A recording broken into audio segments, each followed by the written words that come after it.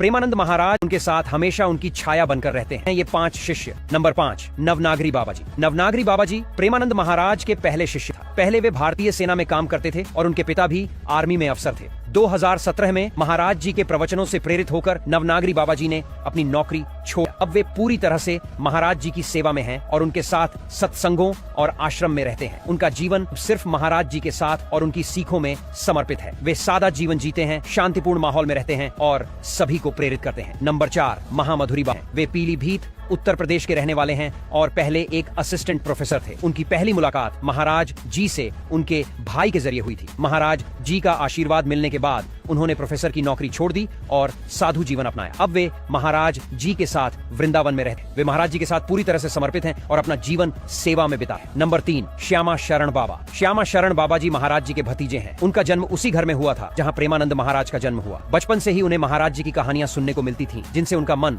भक्ति की ओर खिंच गया। श्यामा शरण बाबा जी ने दीक्षा लेकर महाराज जी के शिष्य बन गए। अब वे हमेशा उनके साथ रहते हैं और उनके साथ हर काम में भाग लेते हैं। नंबर 2, आनंद प्रसाद बाबा। आनंद प्रसाद बाबा जी पहले फुटवियर्स के बिजनेस से जुड़े हुए थे, लेकिन जब उन्होंने महाराज जी से मुलाकात की तो उनका जीवन पूरी तरह से बदल गया। उन्होंने अपना पूरा बिजनेस छोड़कर महाराज जी की शरण ली। अब उनका जीवन पूरी तरह से सेवा और भक्ति में समर्पित है। वे हमेशा महाराज जी के साथ रहते हैं और उनकी बातें समझते हुए अपना जीवन जीते। नंबर 1, अलबेली शरण बाबा। पहले वे सीए की नौकरी करते थे, लेकिन महाराज जी के प्रवचनों से प्रेरित होकर उन्होंने सांसारिक जीवन का त्याग किया और राधा भक्त बन गए। वे महाराज जी के मार्गदर्शन में अपना जीवन जीते हैं और उनके सिद्धांतों को फॉलो करते हैं।